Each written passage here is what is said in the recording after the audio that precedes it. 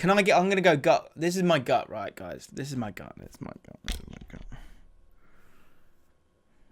I have a bad feeling about this tournament. Right then, guys, I'm going to give you my Euro predictions in just a second. But before I do, I've got to tell you about the fantasy game I'm going to be playing during Euro 2020. It's actually a football fantasy game, by the way. It's Ultimate Fan. I'm partnering up with Ultimate Fan, which is fantasy football, but with a twist. I'm really excited to get involved in it. And actually, I'm going to show you my pack opening in just a second. Now, Ultimate Fan is a fantasy football contest, but it also involves opening packs. It's free to play, completely free to play, although if you do want a bit of an edge, there is a subscription model for a really small fee. I'll explain a bit more about that in a second. But Ultimate Fan as a game is opening packs. You get 10 players initially, and then you get additional packs along the way if you're playing for free.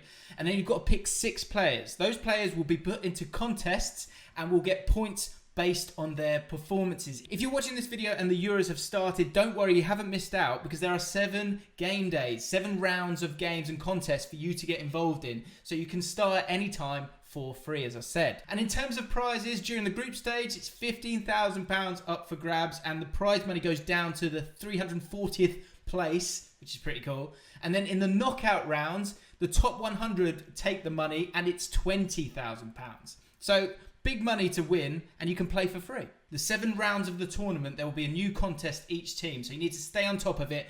I'm going to be staying on top of it, and I'll be putting forward my team in the videos over the next 7 weeks. So make sure you get involved. So I was telling you about the subscription model. You've got silver and you've got gold. For silver, you'll get 4 additional packs, and you'll be guaranteed 4 gold players. Now, the players get ranked, and so these are basically the key players that are going to allow you to get points and win prizes. If you want the gold subscription model, it's going to cost you $4.99 a month, again, which is less than a pint in the UK generally.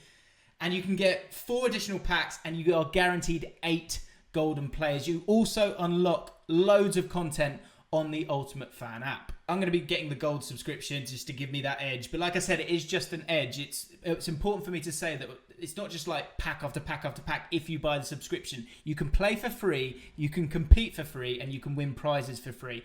Also, crucially, this is for over 18s and for UK residents. So if you're part of the UK Massive, get involved. If you're not, I do apologise. Right then, guys, it's time for me to open my initial 10-card pack. When you start, you get a base pack, and you open it. 3 10-card pack. I'll swipe up to open. Here we go. Okay, delete. Good. Gold as well. This is huge. Okay, great. Special edition gold. Unbelievable. Okay. Czech Republic. I've got my country there. Come on. Come on now. Let's... Demiral. Okay, Demiral. That works. We can work with that. Got some... Kulusevski. Okay, good. Yes! Every UF card is designated a serial number, which is registered on the blockchain. You officially own those cards. 10 for a goal. 4 for an assist. 3 for a clean sheet for the defenders only. Penalty shootout goal. That could be crucial in the knockout rounds. 3 points. Penalty shootout miss, 1 point. And for the teams, Czech Republic against Scotland in the first game is probably not the worst team I could get, because that's the game that they could win. So not too bad on that one. Scoring a goal, yep, they could do as well. Hopefully they don't against Scotland. 1 against is -1 point. Penalty shootout saves 3 point, and clean sheet is 1 point. So I've got the gold subscription, so I'm going to open up my gold pack as well, which means I'm guaranteed some gold players, which is huge. All right, here we go. Oh, Eden Hazard, this is good. Eden Hazard, I'm happy with that. Gold card, guaranteed, gorgeous. Memphis Depay, yes, get in there. That changes absolutely everything. Hazard goes straight into my midfield. For sure, Depay as well will become my forward. Kulusevski, I think I forgot him initially, so he puts into my midfield. And now I am so happy with that. That is such a good team.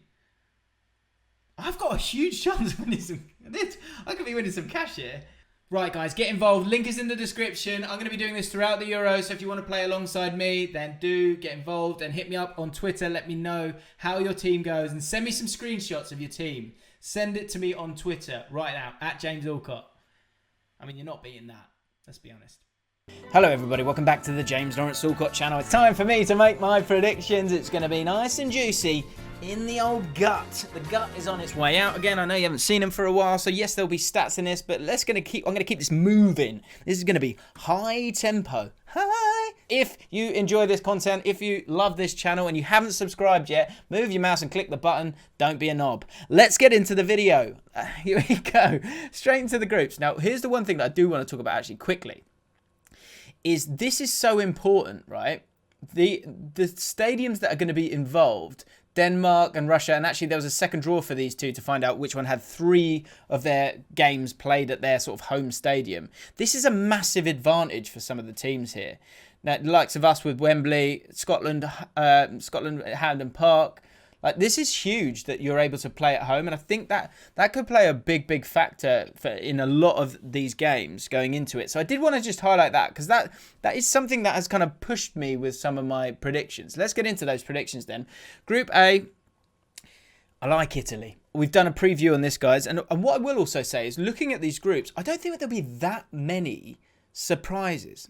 I don't think there will be too many. And also, there's almost an element of safeguarding with the third place teams. But what's interesting about the third place teams is that as much as it's down to the team, it's actually going to be down to the group. And if it's an easier group, that might give you a better chance of finishing in the top 4 third places. So, Italy, we've done a preview. Go check that out, guys. And actually, that's why I kind of focus, because I think the teams that are the biggest teams and have the biggest leagues will inevitably get a little bit further down the line in the competition. And so with that in mind, that's why I've done those previews on those. Go and check them out. Italy, I said, as you know, I think they're going to be a surprise package. I think there's a really good feel around them. I like the rhythm of them. I like the midfield engine room that they've got there. Pippity pip pop pop. They're going to be popping it about. I think it'll be good. And they've got quite a nice group.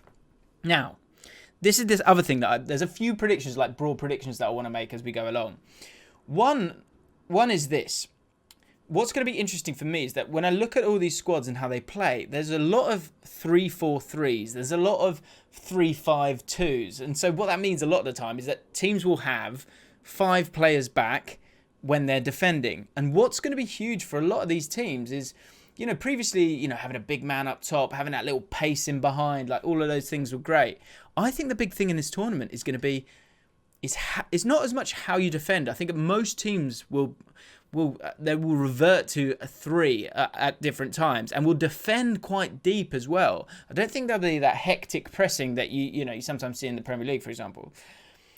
But what's going to be important here is not how you kind of defend, because I think there's a bit of a pattern emerging here, but actually how you attack and the kind of, there's going to be a lot of possession, but how many kind of key passes are being created, how many chances are going to be created against teams that are going to defend quite deep, because I think the shape of a lot of these teams could lead to a lot of strange results. But as I look at it initially, I'm going to go with what my head and my gut feels. So I think Italy will be fine. I think Turkey could do really well in the tournament. Keep an eye out for them, because I think the defence in particular, although incredibly young, Soyuncu is, I think, one of the oldest kind of starters in the back line, and he's 25.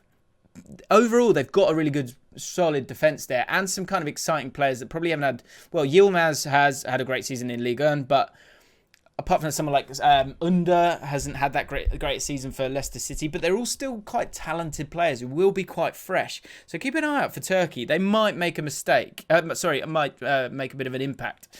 Wales, I worry about Wales. I do, because I feel like the kind of, the emotional charge of that tournament, the last Euros, I think that you can't have that same kind of energy. Scotland, on the other hand, I think they will have that, and I think that can really take you quite far.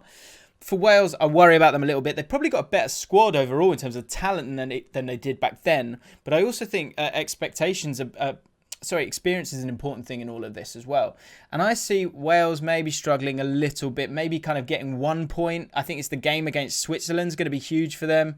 Switzerland, I'm not really feeling it. Again, Shaqiri will be the big player for them, but he hasn't had one of the best of seasons.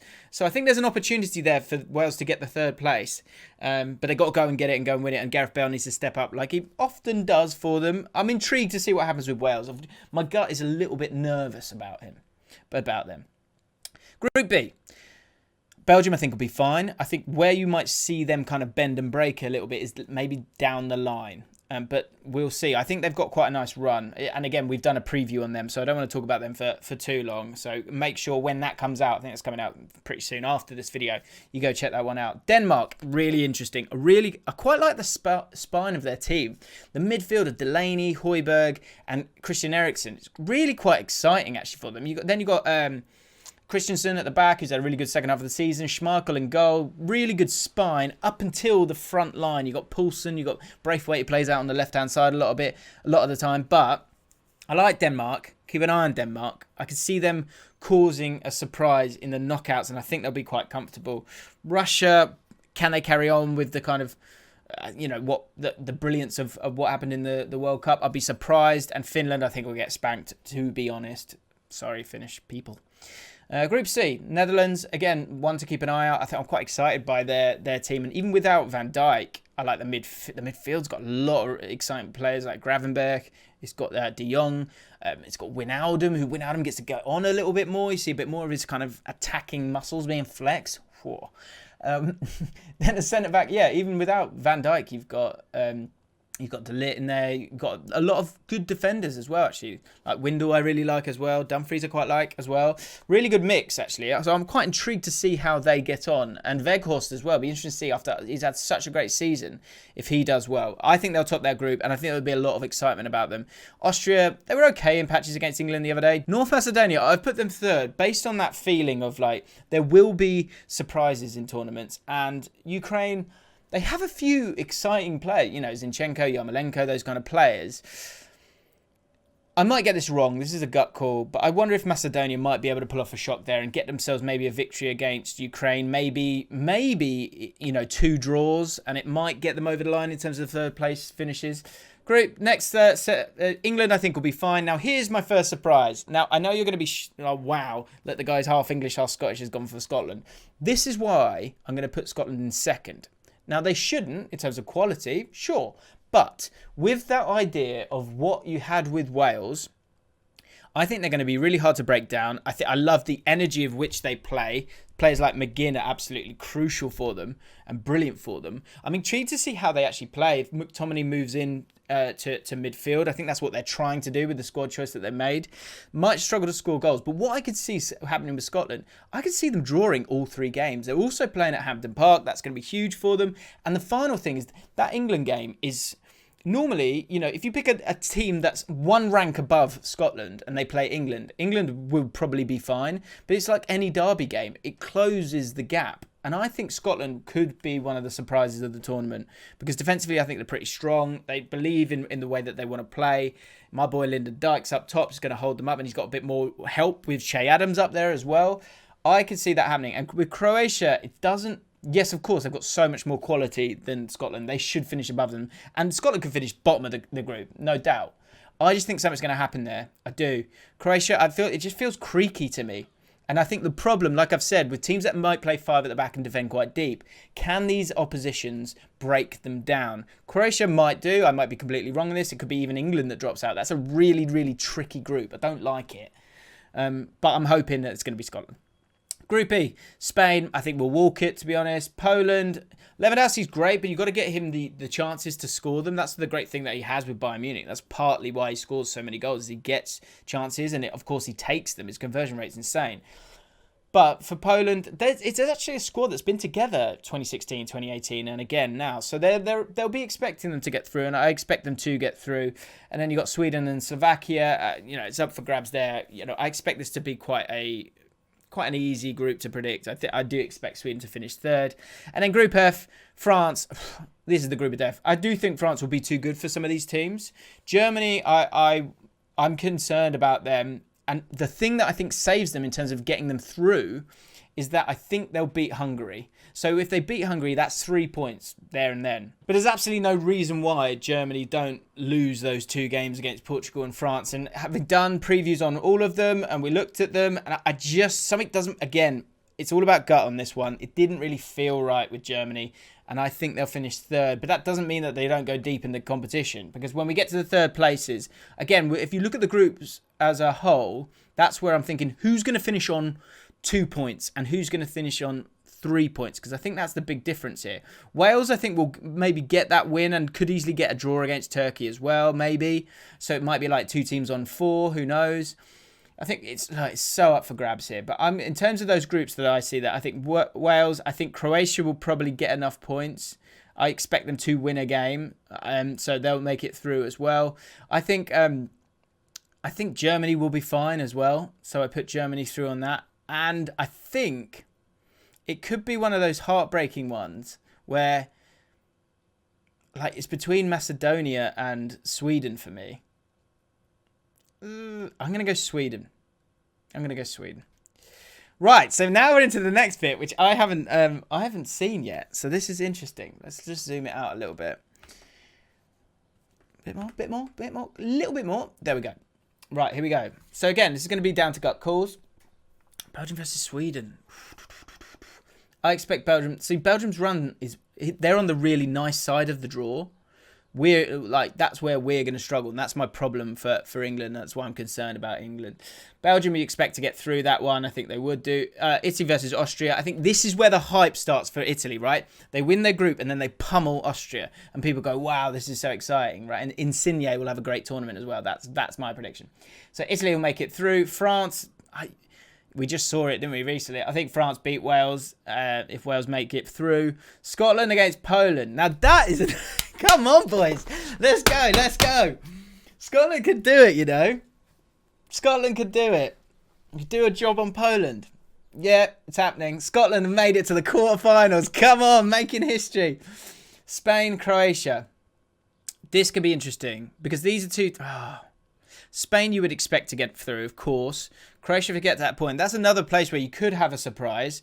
Because, like I say, I think Croatia, almost against the better side, will maybe have a touch more control. You've got to say Spain will make it through there. Now, here we go. England versus Portugal.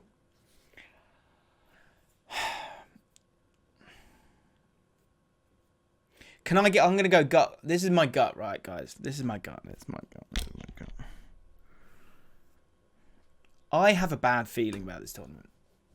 I have a bad feeling. I had a good feeling in the last one, and I feel like, for me, I feel like this squad feels young, and that side of the draw feels horrific. And I'm worried.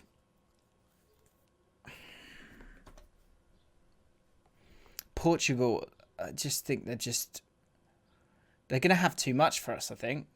I can't believe I'm even saying this, but I'm going to go with my gut the whole way, and we'll see what happens. I hope I'm wrong. I can't believe I've just done that. I actually feel a bit sick. Scotland will go further than England in this tournament. Yeah. What game that'd be? Portugal, yeah, I just think Portugal will go to the final. I just don't see how they don't. Look, if you look at their team and their defence, how they play as well, they'll soak up pressure, and then they've got world-class players further forward. They also always have that cunning, and they also always beat England in this stage of the tournament. So I think Portugal go through. Netherlands versus Germany. That's tight, you know. That's really tight. Maybe Germany would have... I guess if they're finishing third... I'm going to go Germany. That will blow your mind a little bit, I know. But maybe by that point... I also think there's something in when you've played tough games and then you get into the knockouts against a team that've had quite a nice draw. I think that could play a part in that game, you know. And they might kind of be ready for that tempo of game, like that quality of game, and I might catch them off guard. I'm going to go Germany. This is the ridiculous thing about the third place thing, is that all of a sudden you've got past England who've topped their group. Like, how's that happening? Turkey, Denmark. Ooh. Oh. I think it's going to be a tournament where defences are on top. And so I'm going to go with Turkey based on... Actually, I like Denmark. No, I'm going to go Turkey. I think I've got a touch more. Oh, that's so tough. No, I'm changing my mind. Denmark. I just think that midfield three just feels so good. And Poulsen and Braithwaite, they haven't scored many goals for Denmark, but there could be enough there. Right, we're into the quarterfinals. Belgium, Italy.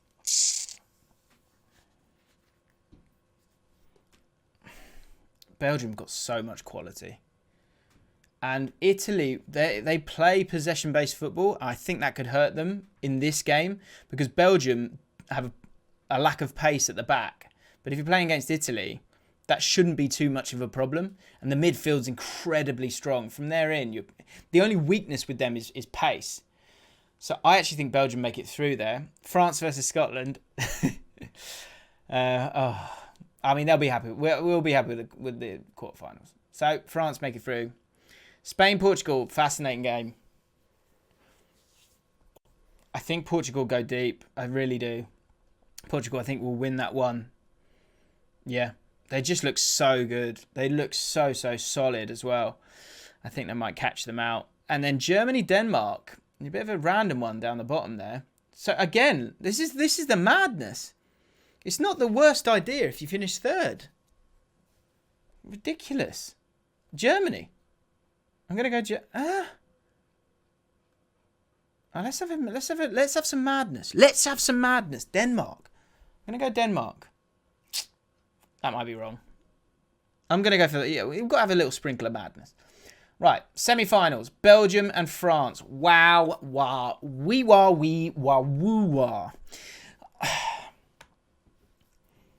I think we have a repeat. I think we've got ourselves a repeat of 2016. Redemption. Giant flies like in 2016. I think there could be something like that going on. I think that's what happens. I'm quite happy with this. Yeah, I think that's the thing with France over Belgium. When I talk about that creaky defence, that's where I think they get hurt because you've got that pace, the pace of Mbappe. Like Griezmann I know works in different spaces, but you've got a lot of energy there. And I think France just looked pretty frightening. And France as well, I think has got that bit between their teeth in terms of not winning the previous one and wanting to win this one. I think sometimes you have that in sort of cycles where maybe in the next tournament France don't have that same kind of hunger, but they still do at this moment in time. For Portugal, I think that what's mad is that the last time it felt like an anomaly because the squad wasn't that great. Whereas now, the spine of Patricio, Ruben Dias, Fernandes if he plays, Danilo might sit there as well, like William Carvalho, Ruben Neves, Ronaldo up top. That's an incredible final. But the quality of France, I just think is undeniable. I just think it's that comes down to like moments then. And so again, once you've got that point and you're firing, there's no reason why Ronaldo doesn't have his moment and it's his final. It's known as his final. I wouldn't be surprised by that.